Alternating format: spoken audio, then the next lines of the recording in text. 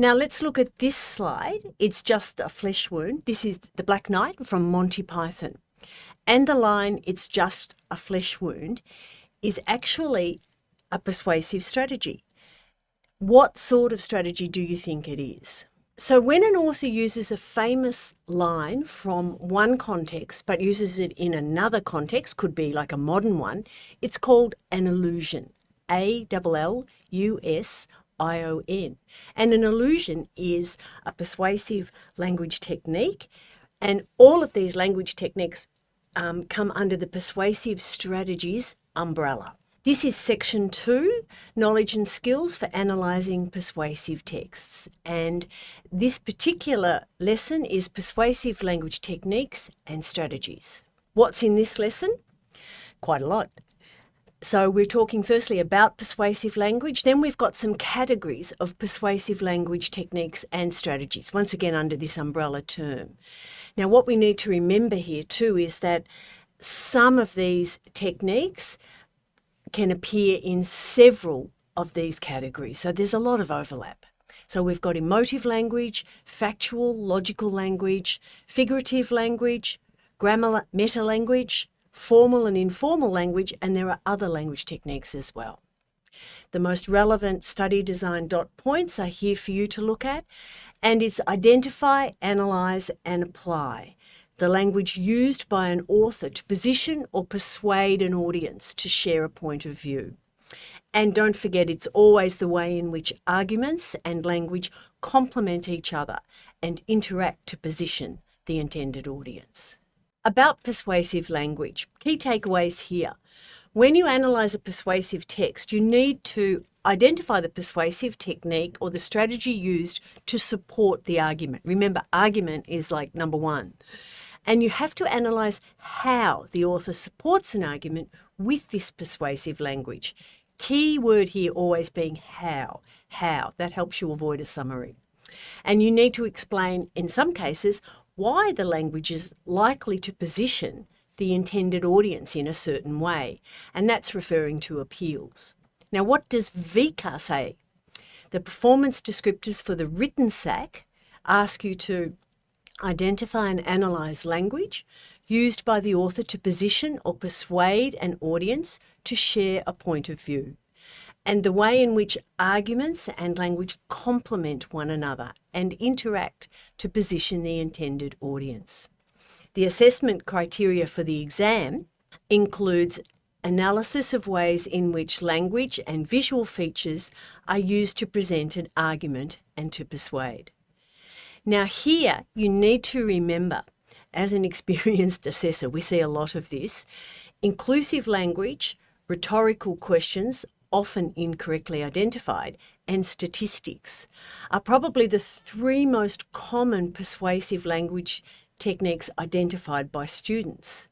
And I think this is because they're easily seen in a written text. Now, make sure you learn and analyse more than just these three. Categories of persuasive language techniques. There's roughly 8 broad categories, lots of crossover, lots of overlap between them. So we've got, as we said before, emotive, factual, logical, figurative, grammar, meta language, formal and informal, other, visual, and audio visual.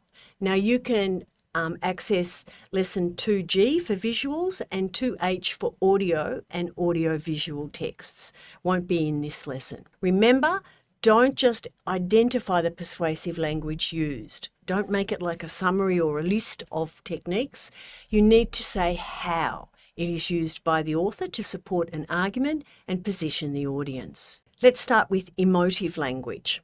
Now remember, emotive language is the deliberate use of strong language to engender emotions, feelings from the audience. And these feelings or emotions often persuade, translate to an appeal. And remember, it's 2E, the lesson 2E, for intended appeals and audience.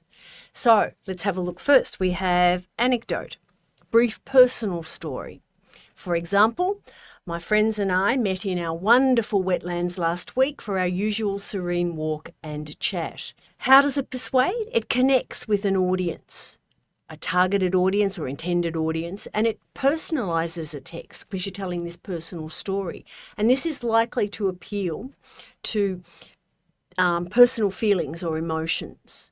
So a sample analysis, how you could analyse an anecdote, could be Judy Felix begins her column with an anecdote about the serenity of our wonderful wetlands, immediately evoking pride in local landscape from fellow residents. So we're talking about her technique, a quote, and how it actually positions the audience or is likely to position the audience. Appeals here, as I've said before, you can go back to 2E for intended audience and appeals. And these are strategies that tap into audiences' emotions or feelings, their beliefs or values. For example, common sense, family, traditional values, and can sometimes tap into like a sense of fear. Here we have a statistic, 40% of school children, that's a statistic, do not read daily. Now, how might this persuade? It might target an audience's feelings or attitudes to elicit this emotional response. Like they might feel guilt, they might feel responsible if it was the audience were parents. If they were teachers, it could be a little bit different. So a sample analysis here, and once again, you've got to remember this is just an example taken out. You know, a whole context is in your main written text could definitely steer you towards one direction or another. But in this particular case, this is an alarming fact that 40% of school children do not read daily, and it's likely to engender feelings of guilt in the parent audience. It could also engender feelings of frustration, especially if you've got a parent who's trying to get their child to read daily. Another form or another technique of emotive language is connotations and loaded words. These are meanings associated with or implied by words. And this term implied, implication, is like reading between the lines, and very important if you want to gain a nuanced or slightly more sophisticated analysis. So here we have an example. I have supported your green ideas in the past. So here we have, well, what's the association with these green ideas? Now, once again, remember, this is one example and we don't really know the context. How it can persuade? It can evoke existing emotions and the attitudes of an audience. So they might be a bit anti-green ideas. And then it can sort of manipulate their thinking. So it can discredit or it can credit something. It once again depends probably a little bit more on the context. But here it's, I have supported your green ideas in the past. The implication being not so keen on this latest one. And sample analysis here is Parent Louise's loaded comment about supporting the principal's green ideas may offend other parents with its negative connotation and unwittingly increase support for the project, the latest idea from the principal. Let's look now at factual or logical language. So one technique here, facts, objective, proven statements that cannot be disputed. For example, but now this pristine marine ecosystem is suffering up to 100% bleaching across vast swathes of reef up to 5 metres in depth. How does this persuade? How does a fact persuade the audience? It positions the audience to accept an argument as it appears objective and reliable. For example, a sample analysis might state, by stating the fact that, and then they state the fact, now this pristine marine ecosystem is suffering up to 100% bleaching across vast swathes of reef up to 5 metres in depth, Foley is likely to evoke frustration in his readers about the government's current failure to protect the reef. Statistics, we have lost 35% of mangroves, 40% of forests and 50% of wetlands. How does it persuade? Positions the audience to accept an argument as it appears objective and reliable, Once again, these depend on the source of these statistics and the source of the facts. So a sample analysis here is Professor Chris Lee adopts an ominous tone as he introduces that alarming statistics of loss. And then the quote, and the audience impact is designed to shock his audience. He uses these statistics to shock his audience.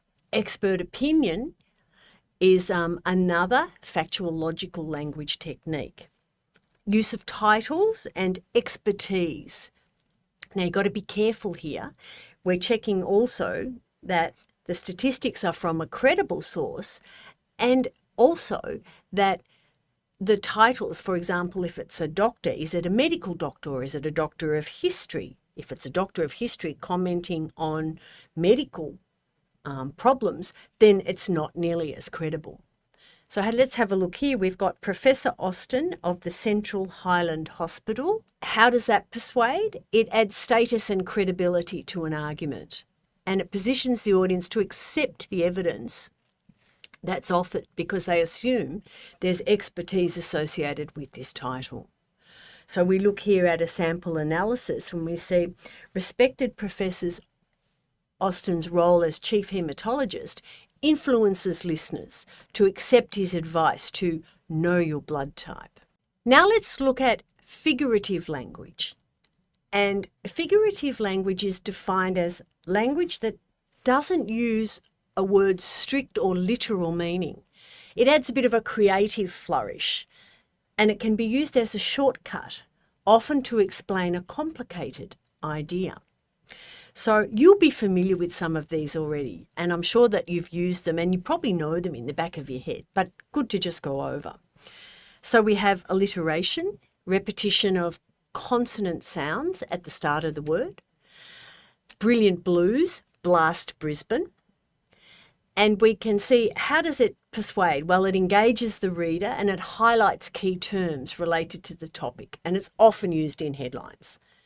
So to analyse this, the sample given, the alliterated headline, Brilliant Blues Blast Brisbane, establishes an optimistic tone for the team's season. Let's have a look at simile. Be careful how you spell that. Don't write smile. A simile is a comparison of objects. For example, they are as dangerous as poison. How does it persuade? Presents information in a memorable, sometimes humorous way by creating a visual or auditory image.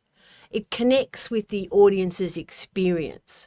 A sample analysis here is Dr. Penny's warning to her followers about narcissistic partners being as dangerous as poison sends a very potent image. Then we have metaphor, which is a stronger comparison of objects. So a simile will often start with like or as, whereas a metaphor is stronger and will say is or are. For example, here, they are poison. So it, once again, like simile, but presents it is that. Stronger, it's much stronger. Then we have an analogy, which is a comparison again, or a partial comparison of objects, and it can be a simile or a metaphor. For example, you can refer to someone as a diamond in the rough, and it can create a positive or a negative mental image in the audience's mind. Now, the diamond in the rough is a positive image, so if we have a sample analysis here, using an analogy that Daniel Ricciardo is a diamond in the rough coat of racing, strongly flags his potential in the sport of F1. More figurative language, personification. My phone is dead. That's an inanimate object being given human characteristics. How does it persuade? Well, it presents information in a memorable or humorous way by creating a visual or auditory image, and it connects again with the audience's experience. If we have a sample analysis of this example, we could say, beginning with the question, how often does your phone die? Tanis immediately signposts to her audience both her humour and understanding of technical problems. Another example of figurative language is cliche, an overused expression, often colloquial and familiar to the audience. Lots of these are used in sport. One game at a time is an example. So it acts, how does it persuade? It acts as a shortcut, meaning for an audience, because the audience is familiar with this. They know not to expect more than one game at a time results. For example here, sample analysis, the coach's cliched response, one game at a time, is hardly likely to impress long-term fans angry at 0 victories so far this season. Another example of figurative language is symbolism.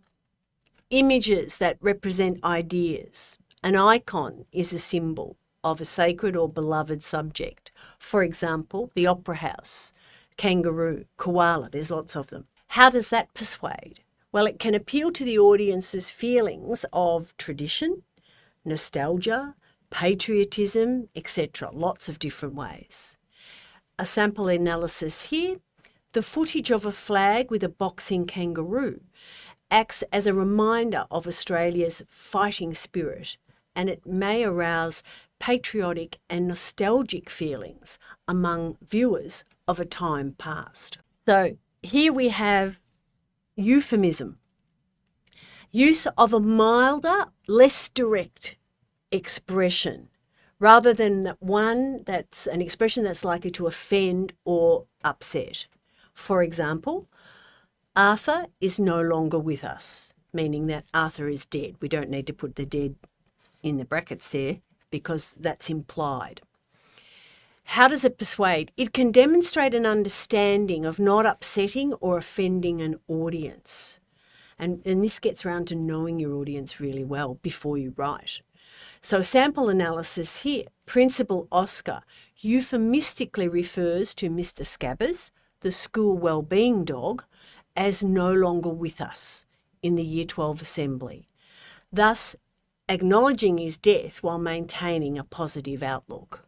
Then we have allusion, which refers us back to the Black Knight from the opening slide here. Reference to the Black Knight is a humorous character from Monty Python who refuses to give up, even when his arms have been cut off and he has no chance of winning the contest. And he says, oh, what? It's just a flesh wound. So how does it persuade? It assumes that the audience knows the content of the other text that you're taking this line from, and it's often designed or acts as a shortcut. So sample analysis here could be Senator Podsall utilises Monty Python's Black Knight in her podcast when referring to the opposition's proposed beach tax, which invites listeners to scoff at their futile attempts. And let's look at our last one here. There are more, but I've just chosen probably some of the most popular ones. A pun, which is a clever or humorous play on words that look or sound familiar. So here I've got the Santa Claus, Tanya Plebiscits, and Jackie Lamberton. These were puns that I'd found somewhere on the net. They're designed to amuse an audience, create humour, and appeal to their intellect at the same time. So you need to know who Tanya Plebiscit and Jackie Lambie are. The Santa Claus, I think, was a movie title. So here a sample analysis is senior writer Zach Ebon uses puns, Tanya Plebiscits and Jackie Lambington at the start of his column to establish a light-hearted tone. Another type of or category of language techniques is grammar, or the meta-language of grammar. So what we need to know here first is 9 parts of speech: nouns, pronouns, adjectives, verbs, adverbs, prepositions, conjunctions, interjections, and articles. Now, you don't need to know the ins and outs of all of them. I've just put here 3 parts of speech and reference active voice, which is also refers to verbs. If you want to know more, it's pretty easy to find out about these 9 parts of speech. So let's look at the first one here. Technique, adjectives, words used to describe nouns or objects. So these are often used, particularly in the exam and in the SAC. There'll be some probably strong adjectives used. Always be on the lookout for those, because sometimes just that one word can make the really big difference. So difficult is one, and barbaric. Barbaric is very strong. These adjectives they add emphasis, and they can help create a mental image, and they can also develop tone. So sample analysis here, James's repeated use of the adjective difficult further highlights the problems associated with the policy. Adverbs are words used to describe verbs. For example, constantly. A lot of adverbs end in ly. How do adverbs persuade? They too, like adjectives, add emphasis and help create these mental images and develop tone. For example, Councillor Leo appeals to his audience's sense of fear by employing the adverb constantly when listing the faulty actions of the company. So this now takes us to verbs, which are, of course, the doing, the being, and the having words: ignore, own, giving, betray, chastise, condemn, strong verb, and deny. And these verbs can reflect an author's strong stance. For example, Doran's use of the verb condemns regarding the school's stance on haircut policy leaves readers in no doubt about her feelings. So, strong verb use. When we look here at active voice, it's not something that you have to know. Sometimes it's used. Some students like to comment on this as well. When the subject of a sentence does the action expressed by the verb. So, for example, we have spectators, they're the subject of this sentence, flee stadium. Sounds like a headline. Flee is the verb, and the subject is doing the verb. So that's the S for subject, the spectators. So it can create, using an active voice, creates immediacy and a sense of urgency, hence it's used in headlines. So journalist Dothraki creates a sense of urgency in listeners by employing an active tense in their opening statement: spectators flee stadium. Let's look now at another category, formal and informal language. Now, of course, you need to remember that when you write your analysis, you must always use formal language, except, of course, if you're quoting. So what is formal language? Just a reminder, because I'm sure you already know. Formal language adheres to the Australian Standard of English. That is, no contractions. So we write do not instead of don't. No slang and no bracketed thoughts at the end of sentences and things. For example, my sincere condolences is an example of formal language. It can add credibility to a text, making it sound more authoritative to its audience. A sample analysis here is by opening with the salutation, which is a greeting, my sincere condolences, the MC immediately signals the gravity of the situation. You can see here it's connected to tone as well. Then we have the opposite, informal language, which does include slang, jargon, colloquial language, and visual features. For example, no way, randoms, sad girl genre. How does it persuade? It can establish a very strong connection with a specific audience, and it can appear friendly and conversational, which can connect really well. Slang may appeal to a sense of identity, but like inclusive language, it can alienate. That is, really, really ostracise or exclude audience groups who do not understand the terms used. Sample analysis here, the students' use of informal terms such as randoms and sad girl genre would likely connect with her fellow teenagers. So now we've got other language techniques which haven't been able to easily fit into emotional, logical, etc. categories. But these ones are really important. Jargon, which is language used and understood by specific groups of people. These groups could include tech users, medical workers, sports players, etc. Any sort of group that identifies. How does it persuade? It can include members of a specific audience, and it may lend authority to the author who knows how to use these terms. However, like inclusive language, it can exclude audience members who do not belong to the specific group and have no idea what the author is talking about or writing about. A sample analysis here. Marie Bourne's use of Barbie speak includes repeated references to Kennedy, is likely to have left many of the pensioners puzzled. So it's excluded them.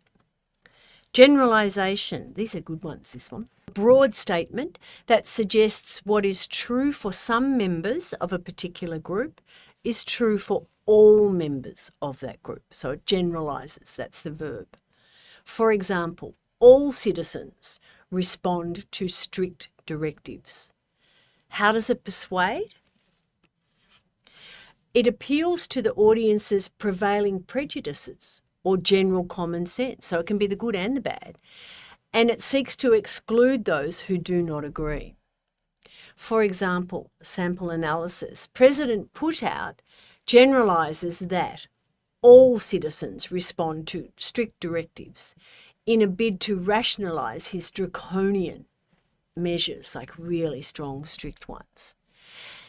One way to check about is it a generalisation is to look at the words all. They're like 100% words. And the other one they often use is every, another 100% word.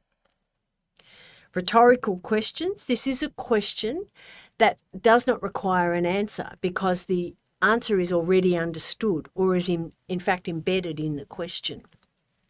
For example here, do we need to lose our coral reefs before the government does more?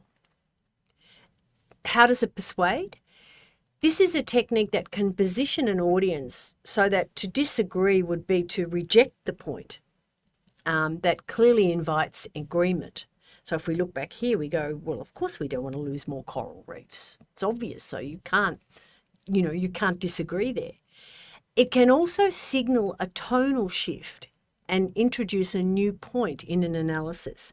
And this is probably something that bears more analysis rather than the question itself. For example, scientist Sonoda employs a strong tonal shift from calm to ominous with his rhetorical question, do we need to lose our coral reefs before the government does more? It's very difficult, just as a little tip, to not quote the entire rhetorical question in your analysis. Other language techniques here include repetition, repeated phrases, ideas, images, symbols, etc., often used in speeches, repetition. For example, you might use protect in one paragraph and then protecting in another, or the great protector in a different paragraph again. How does it persuade? It links the points within an argument, emphasises points and reinforces points. Sample analysis here. Through her repetition of the verb, protect, Plibersek seeks to reassure followers that the government is firmly in the role of protector of the Great Barrier Reef. A list is a good persuasive strategy in a sense. It's a number of items and stated one after the other with commas in between. For example, screws in the neck, zigzag scar on the forehead and sewn on hands, used to emphasise a point. So I'm sure you would recognise that list that describes who that describes. Sample analysis. Dr. Shelley lists the damage done to Fran, including screws in the neck, zigzag scar on the forehead and sewn on hands, creating a horrific image of the experiment for viewers. And the last one here that we'll have a look at, I mean there's lots more techniques, is a comparison. Comparing two things to say that one is either better or worse. So an example here could be a comparison between two items, two people, two countries, two conditions, actions, etc. How does it persuade? It invites the audience to feel inferior or superior to the other entity, whoever you're comparing it to. And it may result in them accepting praise or wanting improvement. So the sample analysis here is by comparing Australia's public Medicare to America's health system, Professor Deb encourages his Australian readers to feel a sense of pride in their decision making. And this would, obviously this is just one sentence taken out of context. But you can see here the comparison is resulting in the Australian entity feeling better or a greater sense of pride than the American one. Now, time for you to do some work. Multiple choice activity. Which of the following persuasive language techniques best describes the following example? He's the heart and soul of our football team. Is it a comparison, simile, metaphor, personification, or you don't know? He's the heart and soul of our football team is a metaphor. It's a stronger than a simile. It's not a comparison between two items. And the he is a person, so it's not personification. Another multiple choice question for you. Which of the following persuasive language techniques best describes this example? Successful English students need to have 100% work ethic, good listening skills, and ability to learn independently and be a diligent reader. Statistics, analogy, hyperbole, a list, or you're not sure. Of course, this is a list. We can see that we've got 1, 2, 3, 4 items here. No statistics, no analogy saying it's like anything else. It's not an example of exaggeration. Which of the following persuasive language techniques best describes this example? We have supported your green ideas in the past. Is it A, denigration, B, colloquial language, C, a generalization, or D, connotation, or not sure? This is connotation. So we're here, it's an implication or an inferring something, but reading between the lines I think is the best way to describe it here. It's not a direct attack, not denigration. It's not using informal language because in fact green ideas is probably jargon. It's not a generalization. It doesn't say every or all. And which of the following persuasive language techniques best describes this example? A halocline is a white line dividing blue ocean water and muddy floodwaters. Is this a fact? Is it jargon? Is it formal language or is it irony? Or you're not sure. So a halocline is the white line that divides blue ocean on one side and muddy floodwaters on the other. It was seen recently in a photograph I saw in New South Wales after storms. So it is a fact. I think you could also say that it's jargon because it is a term used for describing coastal geography or storm effects, things like that. Not necessarily formal language and certainly not irony. Which of the following persuasive language techniques best describes this example? Senator Trask lacks integrity when it comes to big pharma. Big pharma meaning big pharmaceutical companies. Is it A, jargon, B, denigration, C, hyperbole, D, fact, or you're not sure? Senator Trask lacks integrity. Pretty strong when it comes to big pharma. So it's really denigrating or personally attacking the reputation of Senator Trask. So it's denigration, not jargon, not hyperbole, or it might be, but we don't know if it's massive exaggeration, but primarily it's denigration, not a fact. So in summary, nutshell points. We know that persuasive language techniques are strategies. Remember, it's that umbrella term where we've got lots of things underneath.